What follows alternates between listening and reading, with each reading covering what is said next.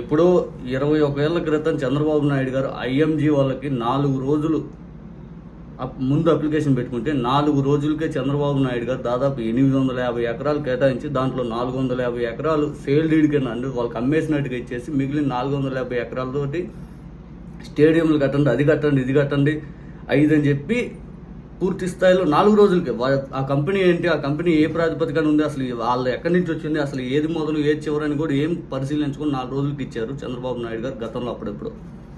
తర్వాత చంద్రబాబు నాయుడు గారు చెప్పాక 4 రోజులకి అయిపోయాక మళ్ళీ వీళ్ళు ఆఫీస్ మెయింటెనెన్స్కి, తర్వాత వాళ్ళు పూర్తి స్థాయిలో రాష్ట్ర వ్యాప్తంగా స్టేడియాలకి, రాష్ట్రంలో క్రీడా అభివృద్ధికి మొత్తం వాళ్ళకి చెప్పాడు 4 రోజులకి చంద్రబాబు నాయుడు గారు అప్లికేషన్ పెట్టుకుని 4 రోజులకి ఆ కంపెనీ వాళ్ళు.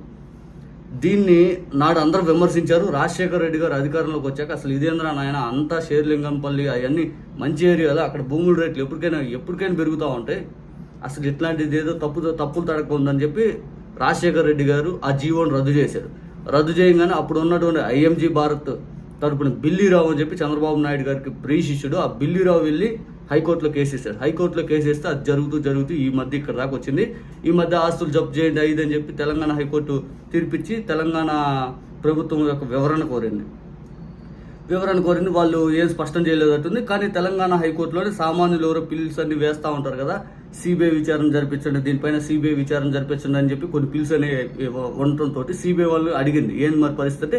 సిబిఐ వాళ్ళు స్పష్టంగా చెప్పారు, మేమైతే విచారణ చేస్తాం, మేమైతే ఎటువంటి ఏదున్నా దాని నుంచి బయటకు తీసుకొస్తాం, సిబిఐ అయితే మాకు రెడీగా ఉంది, మీరు ఛార్జ్ ఇవ్వడం మాకు ఆలస్యం, మేము మీకు ఫైల్ చేసిన అఫిడవిట్లో కూడా మేము చెప్పాం మేమైతే విచారణ చేయడానికి సిద్ధంగా ఉన్నామని అని చెప్పడంతో ఇంకో క్వశ్చన్ సిబిఐ వాళ్ళు ఒకటి చెప్పారు హైకోర్టుకి, ఈ లోపు మీరు సిబిసిఐడి చోట ఒక చిన్న విచారణ చేయించండి, ఎందుకంటే మా దగ్గర పూర్తి స్థాయిలో ఆ ఎక్విప్మెంట్ ఏదైనా కానీ వస్తువులు ఏదైతే ఉన్నా మేము మొత్తం చూసుకొని ఒకసారి రంగంలో దిగుతాం మీ పర్మిషన్ తోటి 5 అని చెప్పి సిబిఐ వాళ్ళు కూడా హైకోర్టు స్పష్టం చేశారు. పూర్తిగా ఈరోజు హైకోర్టు మళ్ళీ తదుపరి వాయిదా ఈ రోజుకి వేసింది. ఈరోజు విచారణ ఏంది అనేది మొత్తం చూసి ఈ రోజు అయితే దాని మీద తీర్పు వేస్తుందా లేదా మళ్ళీ వాయిదా వేస్తుందా చూడాలి. ఇప్పుడు ఆల్రెడీ ఆ కేసు మీద తెలంగాణ హైకోర్టే మొన్న మార్చిలో తీర్పు ఇచ్చేసింది. ఇదైతే జప్తు చేసేది తెలంగాణ ప్రభుత్వం యొక్క వివరణ కోరింది. దాని తర్వాత మళ్ళీ వాయిదాలు పడుకుంటూ నిన్న సిబిఐ వాళ్ళ విషయం ఏంటి 5 అని అడిగారు. సిబిఐ వాళ్ళు మేము విచారణ చేస్తామన్నారు. సరే, ఇప్పుడు సిబిఐ వాళ్ళు విచారణ చేస్తా అన్నారు. మరి ఇప్పుడు దీన్ని సిబిఐకి అప్పచెప్తారా లేదు అని చెప్పి ఇంకోటి వదిలేస్తారా అనేది చూడాలి. ఈ కేసు అనేది దాదాపు ఈ రోజుకైతే 850 ఎకరాలు అంటే 1,00,000 కోట్ల రూపాయలు ఆస్తుంది.